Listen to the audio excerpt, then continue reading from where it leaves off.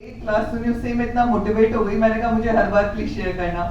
तो मैंने बहुत सारी क्लासेस आपकी विवेचन सत्र की सुनी, उसके बाद फिर इसी ने मुझे ज्वाइन करवाया और निर्मल अंकल का काफी सपोर्ट रहा, उन्होंने छोड़ा नहीं मुझे कि नहीं ज्वाइन करना है ज्वाइन करना है। और फिर ज्वाइन करने के बाद जो मजा आया मैं बता नहीं सकती हूँ।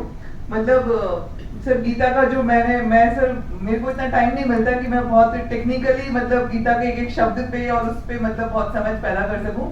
लेकिन सर जो मैंने समझा है, मतलब जो मैंने अपने जीवन में मतलब धारण किया है, मुझे सिर्फ इतना समझ में आया कि अपना हर कर्म भगवान श्री कृष्ण को समर्पित कर दो।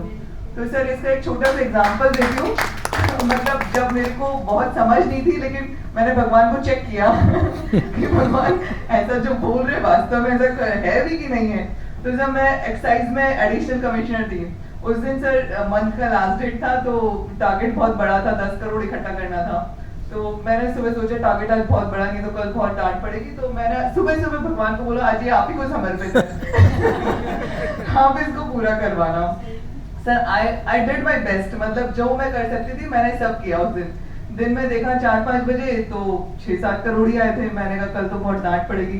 फिर मैंने बोला भगवान आपने तो वादा जो काम आपको सुपुर्द कर दो वो पूरा हो जाता है अपने आप ही। सर शाम को 10 बजे तक 10 करोड़ आ गए मतलब ये जो श्रद्धा और जो भक्ति योग में कहिए प्रेम और श्रद्धा, मतलब शायद उस समय मेरी श्रद्धा इतनी अटूट थी कि भगवान ने कहा इसकी लाज रखनी पड़ेगी आज तो इट वाज रियली मतलब अमेजिंग था। मुझे बहुत ही मतलब मजा आने लग गया। शुरू में तो ऐसे लगता था कि पता नहीं भगवान खुद की तारीफ करते रहते दिन भर, लेकिन जो बाद में मजा आया जब उसको समझ पैदा हुई। और अब तो ऐसे लगता है कि मतलब Gita is the philosophy of the life. और जैसा सर ने कहा कि आपको मरने के लिए तैयार करती है, मैं भी सर यही कई बार सोचती थी कि भगवान कह तो रहे कि लास्ट में मुझे याद करोगे तो मुझे ही पाओगे, लेकिन लास्ट में हम याद कैसे करेंगे पता नहीं कहाँ ही होंगे। तो आज सर आपने उसको कंफर्म कर दिया कि वो भगवान की जिम्मेदारी है, तो अब हमें डरने की भी जरूरत नहीं है।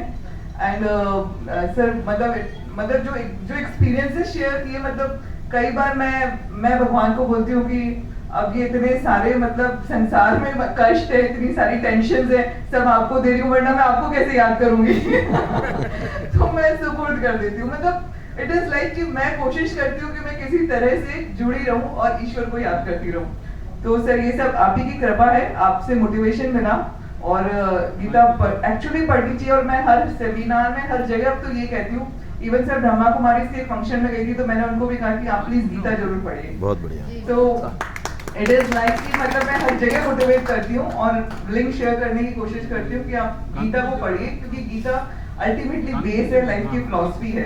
इसको पढ़ने के बाद मतलब जीवन में एक अलग ही अनुभूति होती है।